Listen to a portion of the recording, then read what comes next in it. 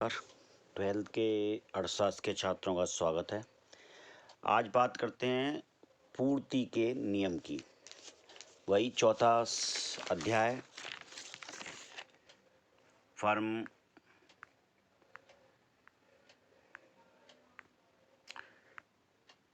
पूर्ण प्रतिस्पर्धा की स्थिति में फर्म का सिद्धांत। इसमें आज बात कर रहे हैं हम पूर्ति का नियम। पूर्ति का नियम क्या होता है इसको समझते हैं। पहले इसका अर्थ एवं परिभाषा को समझते हैं। उत्पादक का उद्देश्य सदैव अपने लाभ को अधिकतम करना होता है। इस उद्देश्य की पूर्ति होते हुए वस्तु को दी हुई लागत दशाओं में ऊंची से ऊंची कीमत पर बेचना चाहता है। पूर्ति का नियम यह बताता है कि अन्य बातों के समान रहते हुए किसी वस्तु या सेवा की कीमत में वृद्धि होने पर उसकी पूर्ति में भी वृद्धि होती है तथा कीमत में कमी होने पर उसकी पूर्ति में भी कमी होती है। इस प्रकार कीमत और विक्रय की जाने वाली वस्तु की मात्रा में प्रत्यक्ष तथा सीधा संबंध पाया जाता है। पूर्ति का वैसे अगर हम साधारण रूप में हम ये कहते हैं कि अगर मान लीजिए वस्तु की कीमत बढ़ रही है तो ऐसी स्थिति में पूर्ति में वृद्धि होने लगती है और जब कीमत में कमी होगी तो पूर्ति में भी कमी होगी। अब इसका कारण क्या समझिए कि क्यों होता है ना। ऐसा इसलिए होता है। पूर्ति के नियम को इस प्रकार परिभाषित, हम इसको पहले पूर्ति के नियम को परिभाषित करके समझते हैं। पूर्ति का नियम यह बताता है कि अन्य बातें समान रहने पर जितनी कीमत अधिक होती है उतनी ही पूर्ति अधिक होती है। यानी जितनी जितनी कीमत बढ़ती जाएगी उसकी उतनी ही पूर्ति बढ़ती जाएगी और कीमत जितनी कम होती जाएगी उतनी ही पूर्ति कम होती रहेगी। पूर्ति का नियम मांग के नियम के भांति एक गुणात्मक कथन है, यानी क्वालिटेटिव स्टेटमेंट है, ना कि परिणामात्मक कथन। परिणाम का मतलब है कि उस कमी से अगर मान ले किसी वस्तु की रेट बढ़ जाते हैं तो पूर्ति कितनी बढ़ जाएगी। मतलब रेट तो हमें पता लगेगा, जैसे 10 रुपये बढ़ गए या 1 रुपये बढ़ गया या 2 रुपया, लेकिन पूर्ति कितनी बड़ी परिणाम में ये हम इसमें नहीं पता कर सकते। यानी कि ये परिमाणात्मक कथन नहीं है। सही है। गुणात्मक कथन तो है, अगर बड़े का मूल्य में वृद्धि हो रही है तो पूर्ति में भी वृद्धि होगी, लेकिन कितनी मात्रा में होगी ये चीज हम इस नियम में, यानी कि पूर्ति का नियम ये हमें नहीं बताता, या पूर्ति का नियम हमें ये बात तो नहीं सिद्ध कर सकता। ठीक है। दूसरे शब्दों में हम समझ सकते हैं, यह पूर्ति में केवल परिवर्तन की दिशा बताता है। सीधी सी बात है, ये क्या बताएगा कि परिवर्तन की दिशा बता रहा है। यानी कि अगर पूर्ति बढ़ रही है, यानी कि वस्तु की कीमत बढ़ रही है तो पूर्ति भी बढ़ रही है, बढ़ने की दिशा में है, और ना कि पूर्ति में परिवर्तन के परिणाम को, यानी कि कितना पूर्ति में परिवर्तन होगा ये नहीं बता सकता ये नियम। पूर्ति का नियम यह नहीं बताता कि कीमत में परिवर्तन होने पर पूर्ति कितनी मात्रा में कम होगी अथवा अधिक होगी। संक्षेप में हम कह सकते हैं, पूर्ति का नियम बताता है कि पूर्ति और कीमत एक ही दिशा में परिवर्तित होते हैं। यह तो बता सकता है कि एक ही दिशा में परिवर्तित होते हैं, यानी कि अगर कीमत बढ़ रही है तो पूर्ति भी बढ़ रही है, परंतु यह आवश्यक नहीं कि पूर्ति का परिवर्तन आनुपातिक हो, यानी कि जितनी पूर्ति बढ़े, जितनी कीमत बढ़े उतनी पूर्ति भी बढ़े, ऐसा नहीं हो सकता। ऐसा ये संभव नहीं है और ये पूर्ति का नियम नहीं क्लियर करता। इसकी बात है। अब इस नियम की मान्यताएं क्या है, मतलब किन दशाओं में ये नियम मान्य होगा। तो इसकी दो ये हैं, क्रेताओं तथा विक्रेताओं में आय में कोई परिवर्तन नहीं होगा। यानी कि क्रेता जो होंगे, खरीदने वाले जो होंगे, और विक्रेता जो होंगी, उनके में आय में कोई परिवर्तन नहीं होना चाहिए। क्रेता तथा विक्रेताओं की रुचि तथा पसंद में भी कोई परिवर्तन नहीं होना चाहिए। यानी ना तो क्रेताओं की पसंद में परिवर्तन होना चाहिए, ना विक्रेता। मतलब विक्रेता की पसंद, आप कह सकते हैं ये क्या चीज़ है, विक्रेता की पसंद मतलब वो अब इस वस्तु को, अगर उस वस्तु को बेचना ही ना चाहे तो ये होती है विक्रेता की पसंद। इसी तरह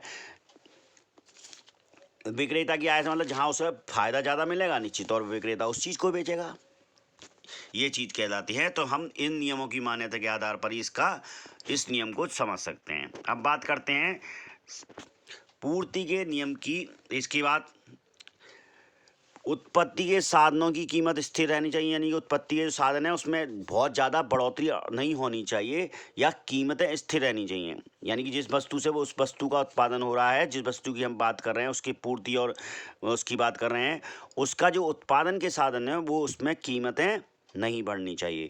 कीमत में सूक्ष्म परिवर्तन होने पर पूर्ति में परिवर्तन होना चाहिए। कीमत में छोटा ही परिवर्तन होने की स्थिति में ही पूर्ति में परिवर्तन होगा, ये ध्यान रखना है। यानी कि अगर बहुत ज़्यादा परिवर्तन होता है कीमत में तो पूर्ति में परिवर्तन जरूरी नहीं हो। ठीक है। इसके बाद वस्तु की कीमत में एक परिवर्तन और अधिक परिवर्तन उत्पन्न नहीं करेगा।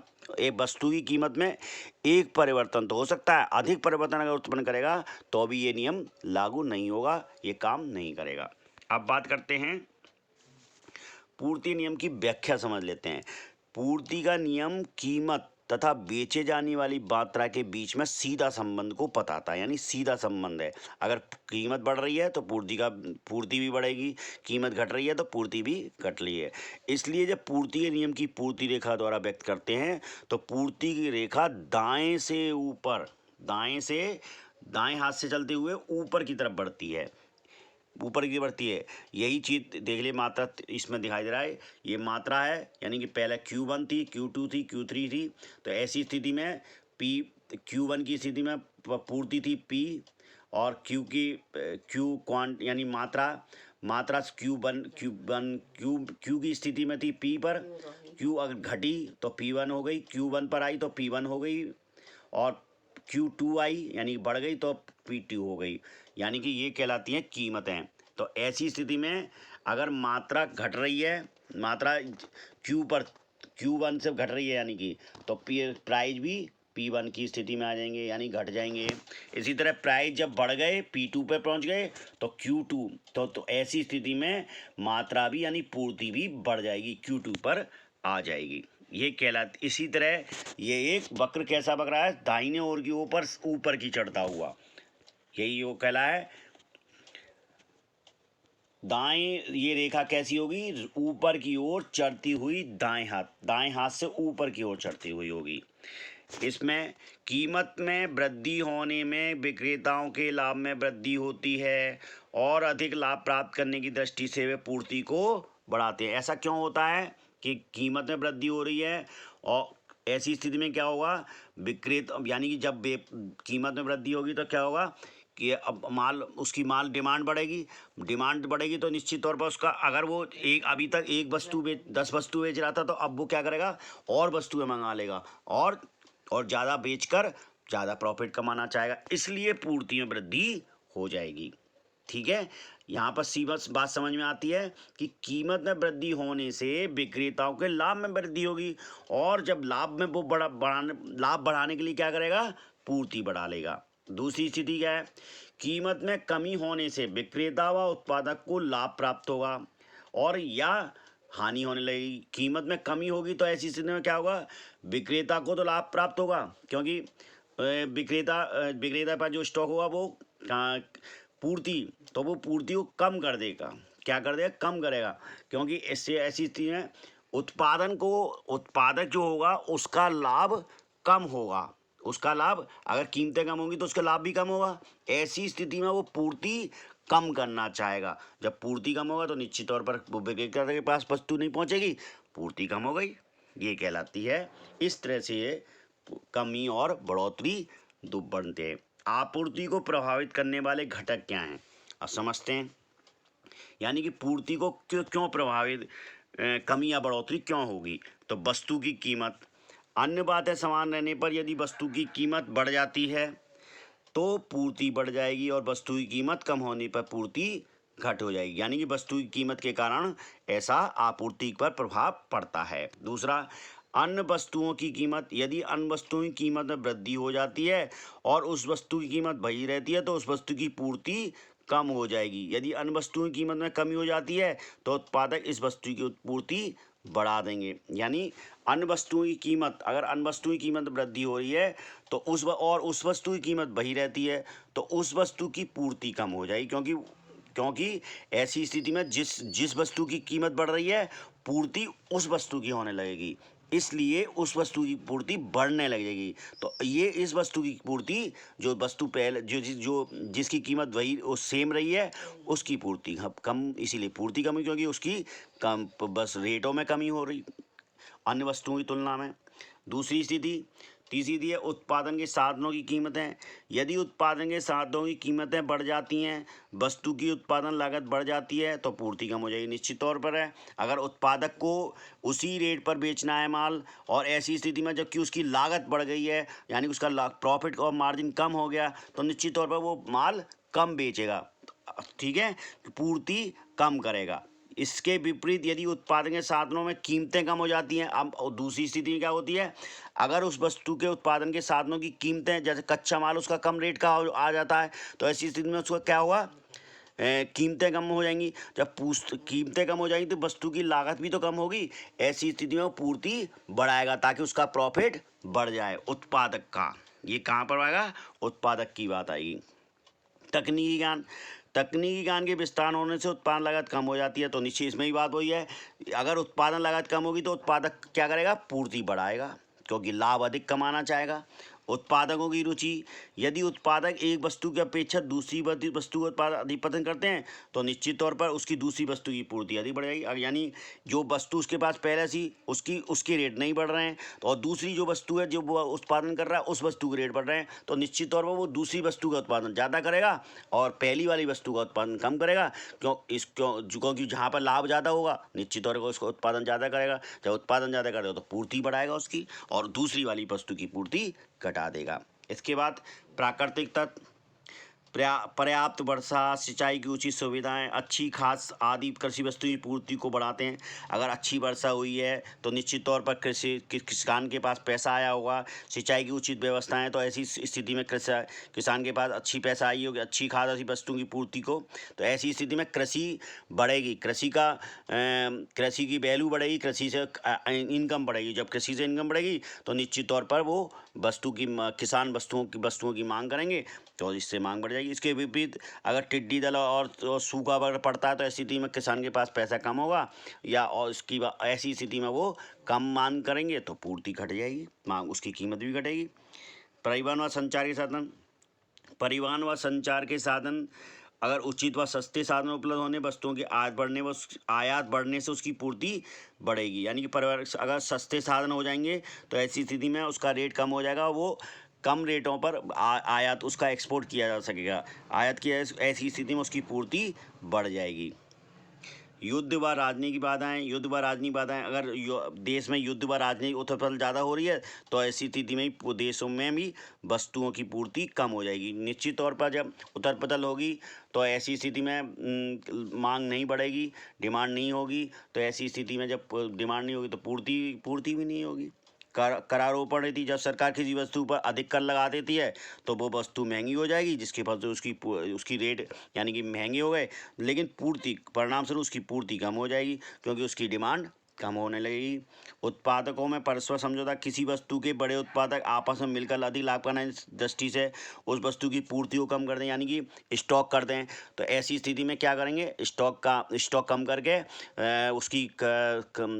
ऐसा दिखाएंगे बाजार में कि उपलब्धता नहीं है, तो उसकी मारामारी होगी, ब्लैक मेकिंग होगी, जिससे कि उनका लाभ बढ़ जाएगा। ये उत्पादों की परस्पर समझौते के कारण भी ऐसा हो सकता है, आपूर्ति प्रभावित की जा सकती है। इसके बाद बात करते हैं, एक क्वेश्चन है, किस तरह का देखते हैं। प्रौद्योगिक प्रगति का एक फर्म की पूर्ति वक्र को किस प्रकार प्रभावित करती है। यानी कि जो टेक्निक है वो अगर किसी फर्म की टेक्निक में फ़र्क आ रहा है, टेक्निक में प्रगति हो रही है, तो उसका पूर्ति वक्र में किस प्रकार से प्रभाव करेगा, यानी कैसे प्रभावित होगी। देखिए, फर्म द्वारा अधिक कुशल संगठनात्मक नव परिवर्तन अर्थात श्रम व पूंजी का अधिक कुशल प्रयोग पर उत्पादन के क्षेत्र में प्रौद्योगिक प्रगति से उत्पादन लागत में कमी आएगी। निश्चित तौर से अगर मान लो किसी ऐसी तरह से इसको इस तरह समझिए, अगर आप किसी फर्म में मैनुअली काम कर रहे हैं और आप उसको कंप्यूटर से करें, तो निश्चित तौर पर वहाँ पर आपकी लागतें घट जाएंगी और काम भी तेजी से होगा। इस यही कहलाता है, यानी कि हमने टेक्नोलॉजी का इस्तेमाल अगर कर दिया ज़्यादा, मान लीजिए अगर अभी तो हम मैनुअल काम करा रहे तो एक वस्तु को मिलकर 10 मिलके बना रहे थे मजदूर, लेकिन वो अगर टेक्नोलॉजी से 10 की जगह 2 मजदूरों से ही काम चल रहा है तो और वो मशीनों से बनने लग गया है, तो ऐसी स्थिति में प्रगति हुई कायम है टेक्नोलॉजी में। टेक्नोलॉजी पर तो उसका उत्पादन बढ़ गया, यही चीज़ कहलाता है। अब उसमें क्या क्या होगा, ऐसी स्थिति में संगठन प्रबंधन श्रम व पूंजी का अधिक कुशल होगा। उत्पादन के क्षेत्र में प्रौद्योगिकी प्रगति से उत्पादन में लागत इससे क्या होगा, उत्पादन लागत में कमी आ जाएगी। हर व्यापारी ये चाहता है, उत्पादक ये चाहता है कि उसकी उत्पादन लागत कम हो जाए, जिससे कि जिस रेट पर वो बाजार में बेच रहा है उससे अधिक प्रॉफिट मिलेगा। अगर उत्पादन लागत वो कम कर लेगा तो उत्पादन की सीमांत औसत लागत पहले से अधिक किए जा रहे उत्पादन व्यय से अधिक उत्पादन प्राप्त करने में सफल हो जाता है। ऐसा होने पर उत्पादक पहले से किए जा रहे उत्पादन व्यय से अधिक उत्पादन प्राप्त करने में सफल हो जाता है, क्योंकि वह जब उसकी उत्पादन लागत घट जाती है तो उत्पादन बढ़ जाता है। तो दूसरे शब्दों में हम इसको उसी स्तर पर उत्पादन के लिए श्रम व पूंजी की कम इकाइयों का प्रयोग करता है अथवा श्रम पूंजी को उसी स्तर पर अधिक उत्पादन करता है, फलितः उत्पादन की सीमांत लागत घटती जाती है। ऐसी स्थिति में उसकी सीमांत लागत घटती जाएगी और फर्म की पूर्ति वक्र दाईं ओर खिसक जाता है। रेखाचित्र 33 में ये बता रहा है, प्रौद्योगिकी प्रगति से पूर्व प्रति वक्र SS है, जहाँ OP कीमत और पूर्ति मात्रा OQ है। प्रौद्योगिकी प्रगति के बाद पूर्ति वक्र खिसककर S से S1 से S1 हो जाता है, जिसके कारण प्रचलित OP कीमत और पूर्ति मात्रा OQ1 हो जाती है। इस प्रकार प्रौद्योगिकी प्रगति एक फर्म के पूर्ति वक्र को दाईं ओर खिसकाकर पूर्ति में वृद्धि करती है। देखिए ये है, इस OY पर हमने कीमत ली और OX पर हमने मात्राएं ली।